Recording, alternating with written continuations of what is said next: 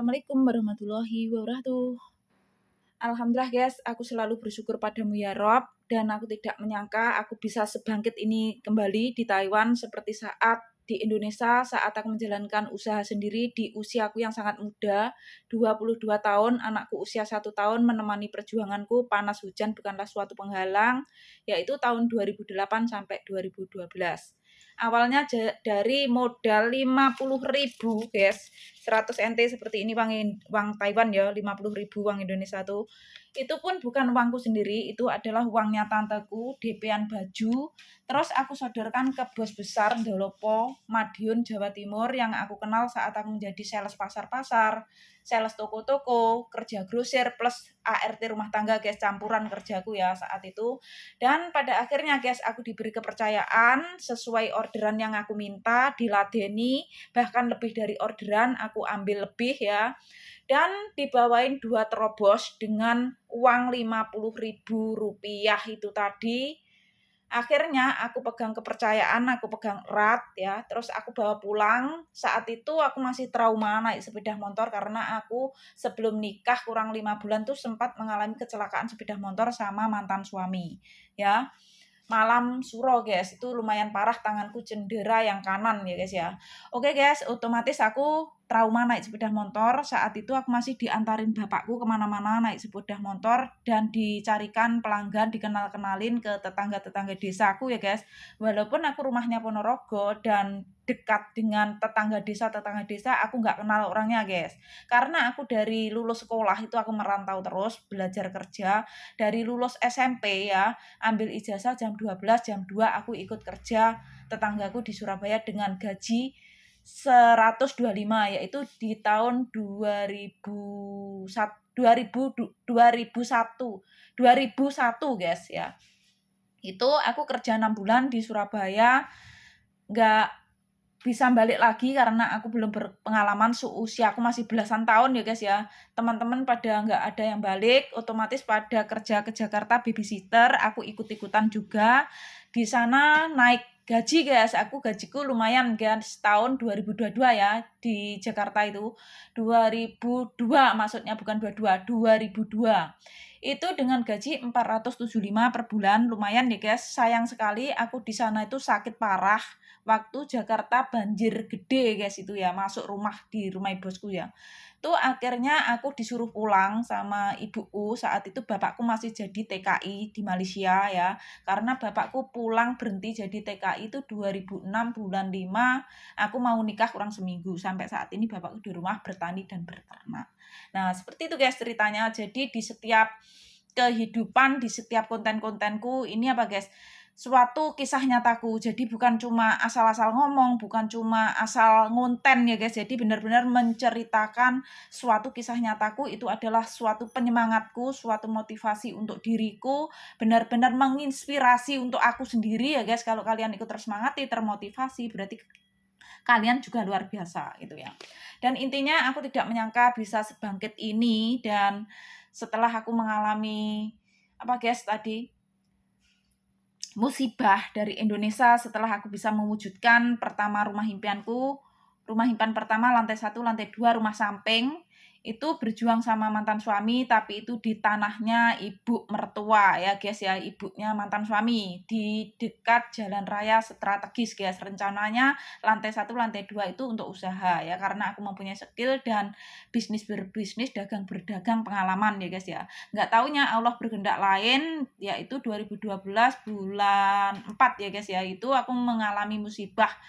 Usiaku yang di bawah 30 tahun sudah menanggung beban yang luar biasa, aku sempat drop, aku sakit parah, badanku kecil, karena banyak pikiran ya guys. Usaha yang aku rintis sudah mulai berjalan, awalnya dari modal kepercayaan aku bisa berdiri sendiri, bisa ambil dari tangan pertama, bisa jadi pengekes, pengredit, penyetor, dari awalnya baju menjadi sepatu, sandal, tas, aksesoris dan lain-lain sebagainya, jualan sembako, menu, lontong sayur, lontong pecel, terus lontong lontong apa guys, kecap, aneka gorengan, jajan anak-anak untuk selingan kalau nggak keliling baju sore ya guys. Karena aku keliling baju itu biasanya sehari 2 kali, yaitu pagi setengah 9, pulangnya biasa lambat-lambatnya jam 12 sampai rumah, nanti setengah 2 habis sholat duhur aku habis istirahat nyepain atau nyiapin orderan orang-orang lagi, pelanggan ya. Itu aku berangkat lagi sekitar setengah 2 sampai di rumah setengah 5, lambat-lambatnya jam 5 kurang dikit itu tepat waktu guys, aku harus sampai rumah ya.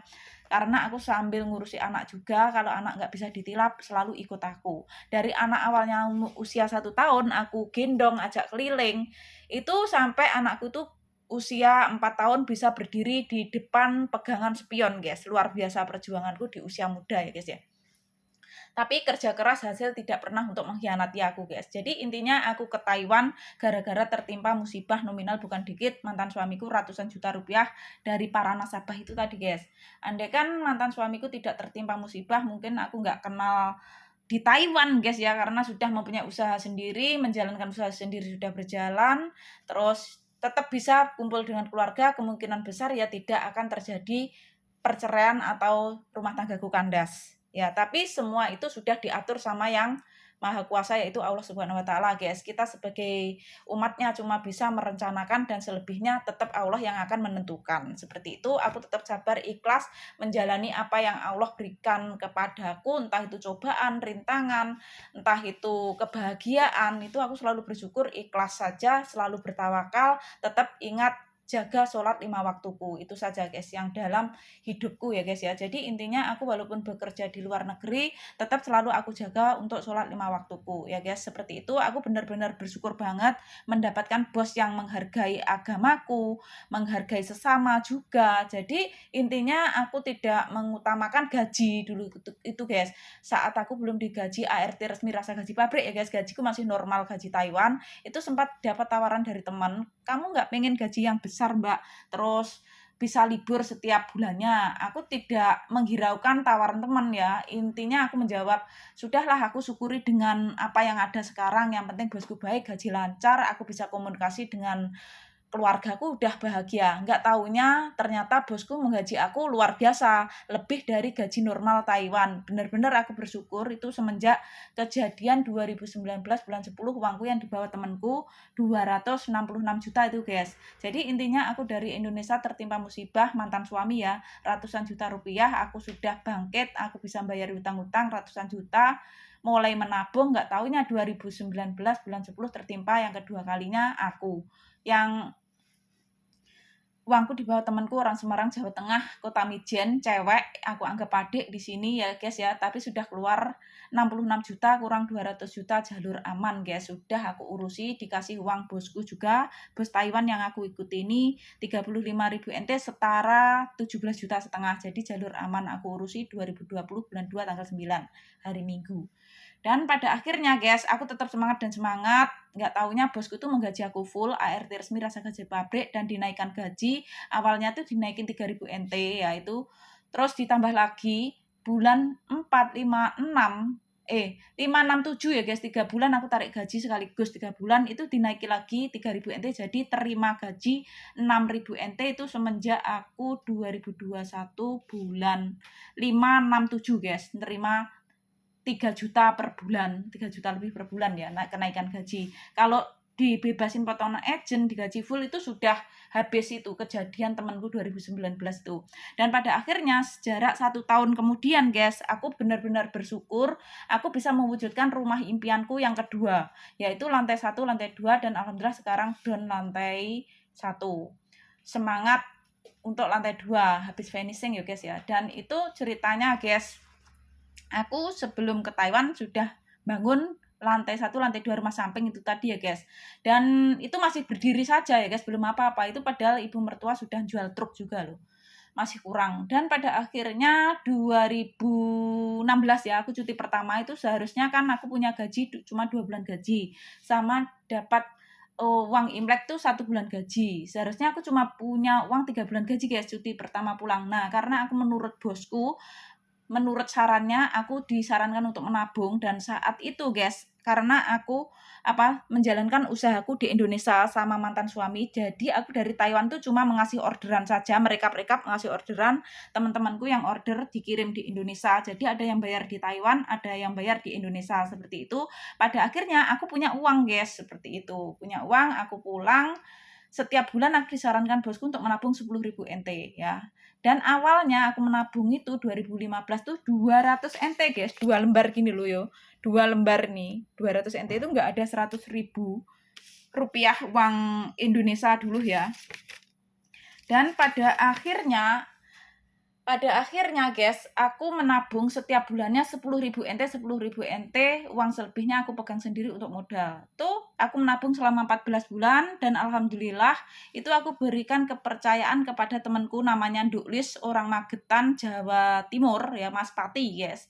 Sampai sekarang masih kontekan baik. Itu uangku jutaan, puluhan juta, ratusan juta aku suruh megang itu. Jadi yang ngirimin uangku itu temanku itu yang bantu ngirim ya. Kalau menabung itu aku nitip bosku, aku belum berpengalaman saat itu, tapi tetap ditabungkan di ATM-ku. Akhirnya aku tarik uang itu guys, aku tebar di sofa, banyak banget guys, 88.500.000 yang sekali aku kirimkan nitip temanku itu ya, suruh ngirim temen itu, selain yang sudah aku kirimin sendiri, sudah aku pegang, yang selain aku pegang sendiri untuk belanja ini dan itu, untuk paketan, maksudnya untuk maketkan barang-barang ya. Kalau soal HP, paketan, internet itu kan bosku semua yang menanggung, kecuali 3 bosku yang tidak menanggung dari aku guys, yaitu softtek, kacamata, CD, kayak perlengkapan baju, jaket, sepatu, dan kaos itu yang beliin mamanya Bu Bos sama Pak Bosku. Harganya jutaan guys, kelas mall ya, Sogo, Hangten. Jadi Bu Bosku dibeliin, aku juga dibeliin, seperti itu.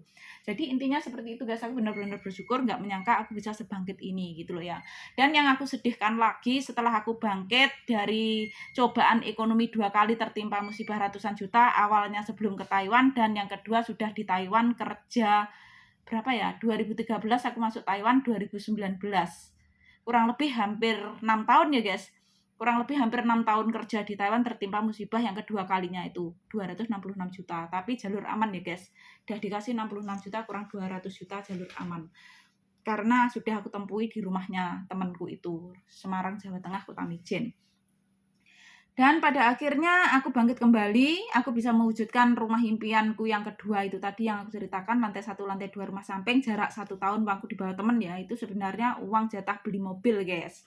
Karena saat itu kan rumah tanggaku rujuk kembali ya, aku kira baik-baik saja, aku sudah siapin untuk beli mobil, terus aku kembali kontrak yang ketiga, rencananya 2022 kalau rumah tanggaku tetap baik-baik saja.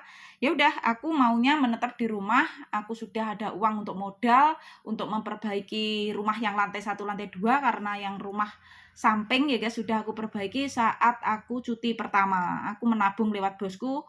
Awalnya seharusnya aku cuma punya 2 bulan gaji sama 1 kali dapat Imlek ya, saat itu belum Imlek, belum dapat banyak seperti saat ini guys. Saat ini ya lipat kali lipat dari gajiku ART resmi, rasa gaji pabrik plus naik gaji 3 juta lebih itu ya.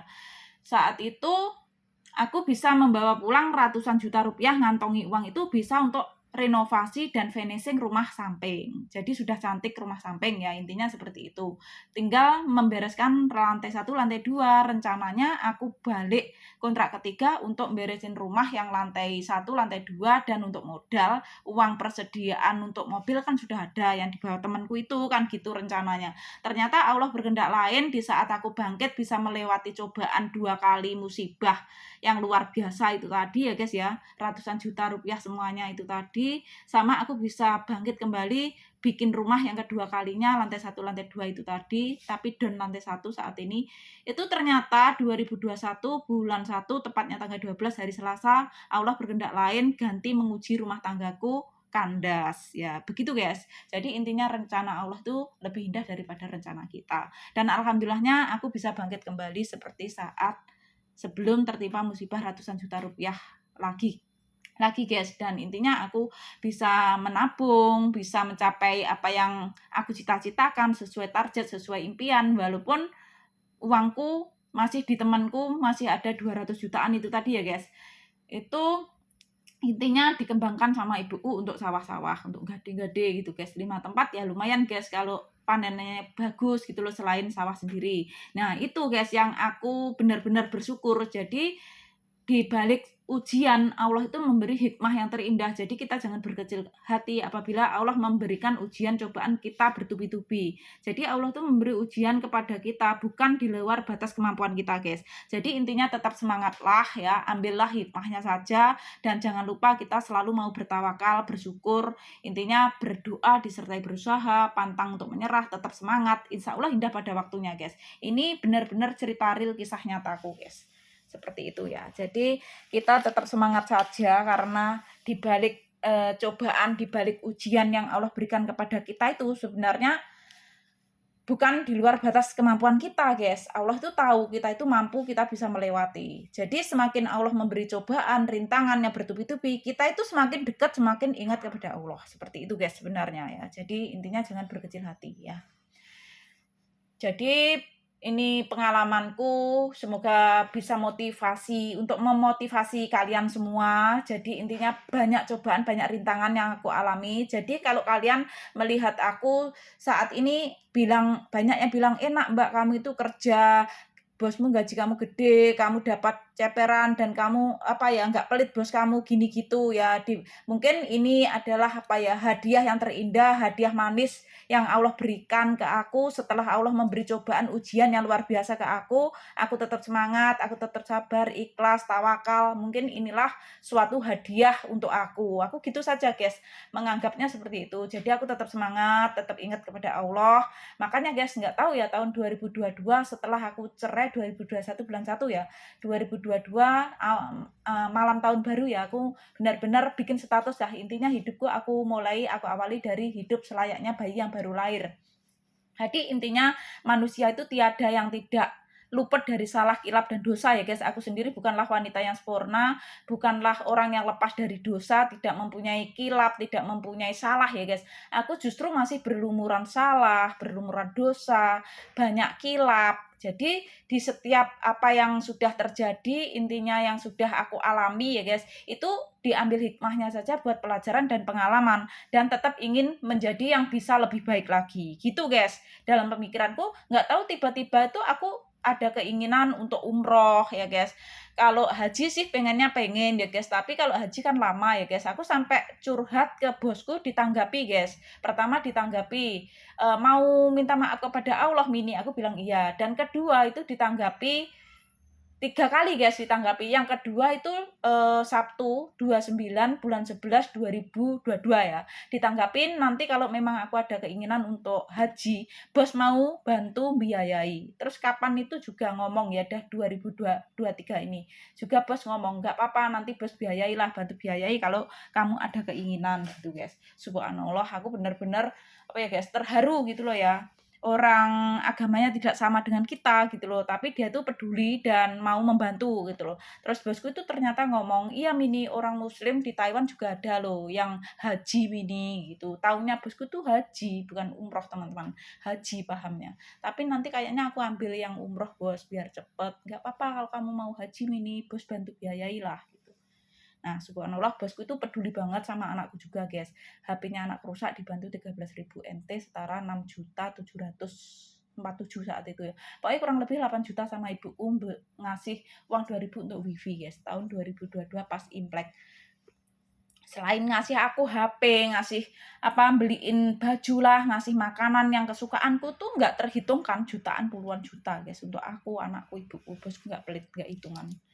Ya udah seperti itu. Semoga bermanfaat ya guys. Jadi setiap konten-kontenku tuh diambil sisi positifnya saja dan dibuang di sisi negatifnya. Bukan bermaksud menyinggung siapapun ya. Jadi intinya ini menceritakan tentang kisah nyataku, kisah pribadiku, benar-benar kenyataan hidupku ya. Jadi aku tuh orangnya dengan apa adanya guys, tidak malu dengan keadaan apapun. Walaupun aku ibaratkan kayak kere, nggak mempunyai uang, itu pernah aku alami. Ibaratkan aku setiap hari koceh uang, pagi, sore, malam, yang saat aku jalankan usaha sendiri sebelum ke Taiwan sudah aku alami. Jadi nggak kaget lagi dalam posisi hidupku gitu loh. Jadi aku pegangan uang punya emas dan lain sebagainya, bisa koleksi emas itu bukan di saat jadi TKW saja, guys. Intinya aku semenjak di Indonesia sudah bekerja keras di usia mudaku. Jadi gitu, guys ya. Jadi nggak kaget lagi dimanapun posisi hidupku. Makanya aku sering mengingatkan kepada teman-teman, semua ini hanyalah titipan sementara saja. Di atas langit masih ada langit. Jadi kita itu cukup motivasi yang positif thinking saja, hidup cukup bersyukur, jangan pernah merendahkan orang lain, menjatuhkan, menghina, apalagi menghina tentang fisik atau materi, jangan sampai gitu loh ya. Jangan menyakiti hati sesama. Intinya cukuplah kita memotivasi yang positif thinking saja. Andaikan kita sukses, andaikan kita bisa lebih bisa lah ya intinya. Nggak apa-apa kita ceritakanlah pengalaman, berbagi ilmu, berbagi pengalaman. Itu indah, guys. Pahala buat kita daripada kita menunjukkan kesuksesan kita tapi dengan cara kita menghina, merendahkan, menjatuhkan orang lain. Itu nggak boleh ya, seperti itu. Makanya aku sering bilang sama teman-teman, stoplah untuk hujat-hujatan, bully-bulian, saling tantangan, musuhan. Karena di dunia ini hanyalah sementara. Ibaratkan cuma mampir minum saja, guys. Semua akan kembali yang sama gitu ya. Dan di dunia ini tiada manusia yang sempurna, kecuali kesempurnaan hanya milik Allah saja. Begitu ya guys, ini cerita kisah nyata dari aku dan luar biasa.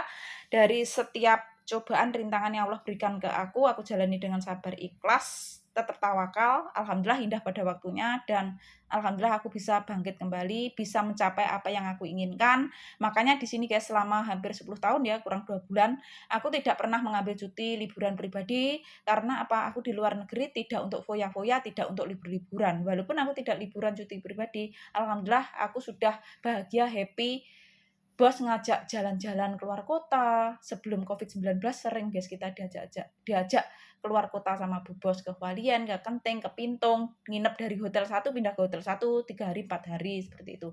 Jalan-jalan ke mall, shopping, justru gratis guys, serba gratis, aku nggak mengeluarkan uang. Jadi bagiku liburan itu nggak penting gitu loh ya, liburan cuti pribadi kalau nggak ada yang ditemui di sini, kecuali di sini ada suami, ada saudara, kita ketemu dengan saudara, ketemu dengan suami, itu nggak apa-apa. Kalau di sini nggak ada siapa-siapa, ya maksudnya kalau cuma berteman seperti itu ya guys, teman di taman banyak, di rumah sakit banyak, ya kan?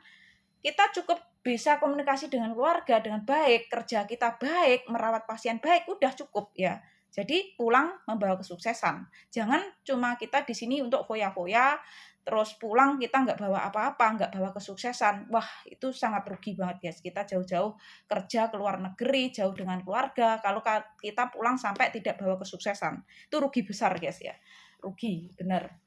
Menyanyiakan waktu saja kita ya. Makanya mau dibilang orang katrok, apalah ya, itu bukan suatu apa ya? Bukan suatu masalah bagiku gitu loh ya. Jadi intinya cukup kita diam-diam, semangat, apa yang kita cita-citakan tercapai, kita pulang bawa kesuksesan. Sudah gitu saja guys, aku dalam pikiranku. Jadi hidupku tuh nggak kemakan gengsi gitu ya. Kalau aku cuma mau gaya-gayaan, berpenampilan guys, sepatu, sandal, tas, baju, dan lain semuanya itu gratis semua dari bos, jutaan harganya, bukan ecek-ecek, bukan kelasku ya. Kelasnya tetap disamakan Bu Bos. Tapi buat apa kalau aku di sini cuma mau gaya-gayaan ya, tapi aku nanti pulang nggak bawa kesuksesan tuh, yang bikin malu guys ya. Sudah gitu saja aku akhiri. Apabila ada kata-kataku yang kurang berkenan di hati teman-teman, mohon dimaafkan yang sebesar-besarnya. Akhir kata, wassalamualaikum warahmatullahi wabarakatuh. Thank you semuanya, bye bye.